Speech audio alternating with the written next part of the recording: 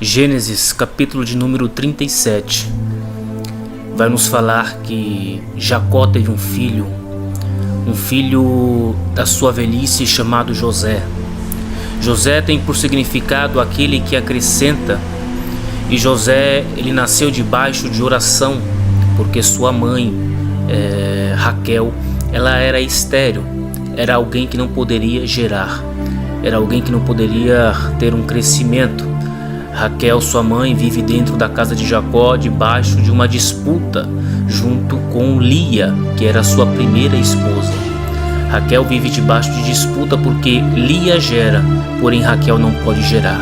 Raquel buscando a Deus em oração, Deus vai permitir que ela seja quebrada a sua esterilidade. E muitas vezes o que você precisa é isso, quebrar uma esterilidade. O que é uma esterilidade? Uma esterilidade é algo que não cresce, é algo que não gera, é algo que não tem uma expectativa de crescimento. E é isso que Raquel está vivendo. Deus permite que a sua esterilidade seja quebrada debaixo de oração. A primeira coisa que eu tenho para você é que debaixo de oração, aquilo que não tem crescimento na sua vida pode voltar a crescer. Que debaixo de oração, aquilo que não gera na sua vida pode voltar a gerar sobre a sua vida e sobre a sua casa. A palavra diz que Raquel, tendo José, aquele que acrescenta, José ele é diferente dos seus irmãos mais velhos. Por quê? Porque José nasce com alguns atributos que os seus irmãos não têm.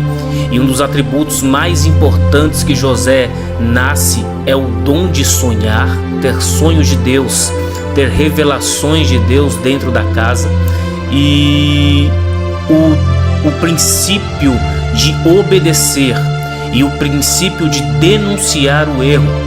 E você vai entender o porquê. Toda vez que os seus irmãos iam pastorear, eram pastores de ovelha, assim como José, o seu pai Jacó pedia: José, vai ver como é que estão os seus irmãos. E a palavra diz que José trazia notícias ruins do que os seus irmãos estavam fazendo. Por quê? Porque os seus irmãos falavam que iriam pastorear, mas eles nunca estavam muitas vezes no lugar que era para estar, e muitas vezes estavam indo negociar algumas coisas em outras cidades. E José, vendo isso, ele contava o comportamento dos seus irmãos para o seu pai, fazendo com que os seus irmãos adquirissem uma certa raiva e um certo ódio de José. Por quê? Porque José ele não quebra princípios para se enquadrar no meio dos seus irmãos. E uma das coisas lindas que eu entendo nessa história é que José ele queria estar com seus irmãos, mas o querer estar não significa que eu tenho que quebrar os meus princípios diante de Deus. José ele não quebrou os princípios de obedecer ao pai, ou de não denunciar os erros e as mentiras dos irmãos apenas para poder se encaixar no grupo, apenas para poder se encaixar na sociedade. E o que eu mais tenho visto diante dos dias de hoje são crentes, são cristãos querendo para poder se encaixar, para poder ser aceito em grupos, para poder ser aceito no meio dessa sociedade, quebrar princípios de Jesus, quebrar princípios que Deus colocou sobre a sua vida. Uma das coisas que eu tenho para você Deus não te chamou para ser aceito por ninguém. Deus te chamou para obedecê-lo. Deus não te chamou para entrar dentro de grupinhos. Deus te chamou com uma vocação e com um propósito debaixo da mão dele. Você não precisa quebrar princípios que Deus te deu para ser aceito, e você não precisa quebrar princípios de Deus para poder entrar em grupinhos. E muitas vezes isso feria José. Por quê? Porque José, eu vejo ele na situação de querer estar com os irmãos, mas para querer estar com os irmãos ele tem que participar. Ele tem que aceitar estar no meio dos grupinhos para poder ser aceito. E José não aceitava, ele denunciava. E muitas vezes José, acredito eu, que aquele jovem se sentia sozinho. Então talvez você nessa tarde esteja desta forma, se sentindo sozinho. Por quê? Porque você zela pelo que é certo, zela por princípios, e muitas vezes você não se encaixa no papo, você não se encaixa na conversa, e muitas vezes você é excluído. Você não é chamado para lugares. Você não é chamado por quê? Porque você denuncia, porque você não aceita as coisas erradas. E o que mais Deus está precisando é de pessoas que dêem o primeiro passo e digam: eis-me aqui, envia-me a mim. No sentido de propósito, no sentido de princípio, Deus está te chamando hoje. Deus está te separando hoje, não para ficar no meio de grupos, não para ser aceito nessa sociedade que está pregando princípios que você tem que servir a Deus de qualquer forma, ser um cristão de qualquer forma. Deus está te chamando para ser separado. Deus está te chamando para fazer a diferença no meio dos seus irmãos. Deus está te chamando para denunciar os erros do seu próximo, não para julgá-los, mas para denunciar diante das Escrituras, dizendo: olha, Deus não permite isso. Deus te escolheu para ser uma pessoa diferente, uma pessoa transformada. O livro de Romanos fala: não se conformeis com este século, mas transformai-vos com a renovação do vosso entendimento.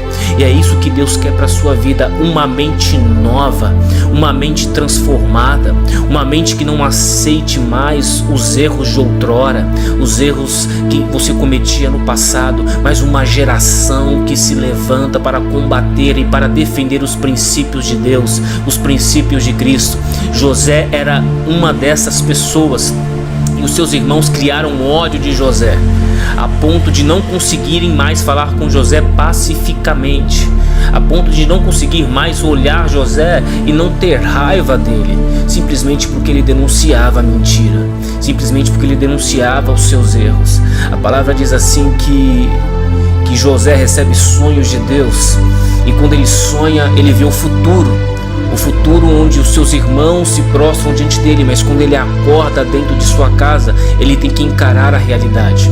E muitas vezes é assim: Deus faz promessas futuras, Deus faz revelações de tempos futuros, mas você olha e nada acontece. Você acorda e parece que a realidade é outra daquilo que você sonha, a realidade é outra daquilo que Deus falou para você. E muitas vezes foi assim com grandes homens de Deus, assim como Noé. Deus falou que iria chover, mas Noé teve que trabalhar 120 anos para poder ver a chuva cair do céu. E talvez Deus tenha te feito uma promessa, talvez Deus tenha te dado um sonho nessa tarde, e muitas vezes a realidade que você enfrenta é outro do que o seu sonho revela.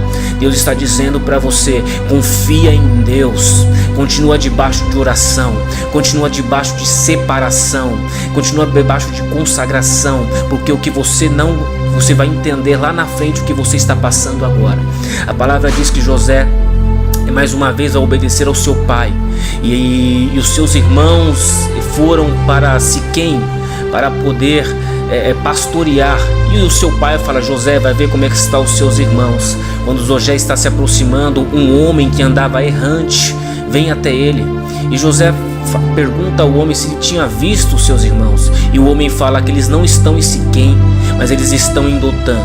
Ou seja, os irmãos de José, pastores de ovelha, não estão no lugar que deveriam estar.